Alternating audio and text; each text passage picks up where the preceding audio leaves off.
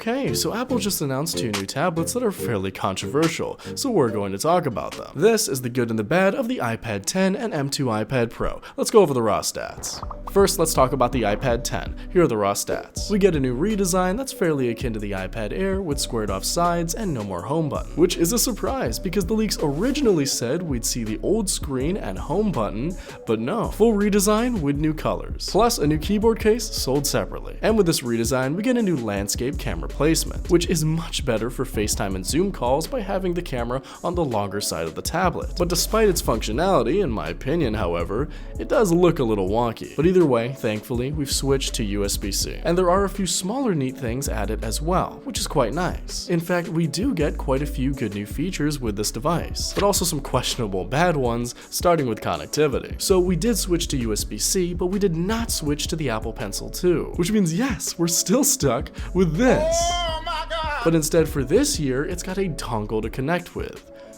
Okay. And on top of that, sadly, we did get a price hike. Up from $330, the new iPad 10 for the entry-level model cost $450, with so little storage, which is not great. On one hand, yeah, it does make sense that Apple would increase the price given that it's got a new redesign and new features, such as the new processor, and also because of inflation, but on the other hand, that's a really big jump that we're not used to, and might be too much for some users. Thankfully though, the company is still selling the iPad 9 for now. Let's now switch gears and talk about the new iPad Pro, which got a nice update. The M1 iPad Pro was already a fantastic tablet, but the M2 version added more features to that at the same starter price. We get the new super duper speedy M2 chip, which is great, but its usefulness will depend on the programs we can run, which thankfully the iPad will be getting more app support, such as with DaVinci Resolve, so more programs will take advantage of this processor. Nice job, Apple. And on top of that, we've got a few new quality of life features, such as better integration with the Apple Pencil with greater sensitivity and Wi-Fi 6E. So yeah, it's the M1 iPad Pro, but more, with admittedly many of its new touted features actually just coming from iPadOS 16.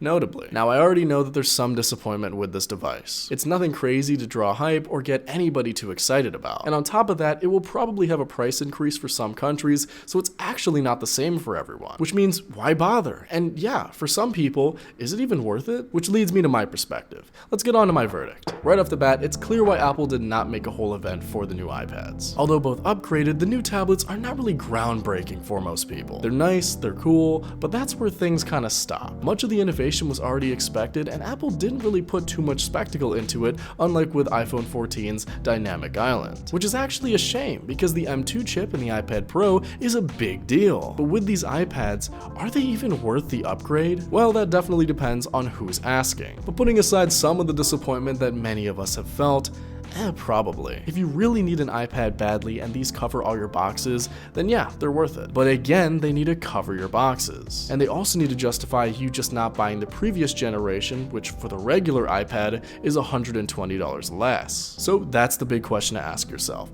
Do they cover your needs and are they worth it? But all in all, I gotta say, I do like these iPads. I like the new redesign, I like the new colors, and I appreciate the M2 chip for the Pro model. Yeah, it's nothing too flashy, but when has the iPad really been that flashy, you know? That doesn't mean that I'm not disappointed in the price increases, but it's just that I think it's still good tech that will be adopted by the masses in good time, once we get a few sales down the road. So yeah, those are my thoughts, but what do you think? Do you think they're worth it? Let me know in the comment section down below. And if you'd like to learn more, I've linked articles about both these devices down in the description. My name is Sears. It's spelled like Cyrus, but it's like Sea Rooster, just take out the tur. Thank you very much for watching and have a wonderful day. Peace.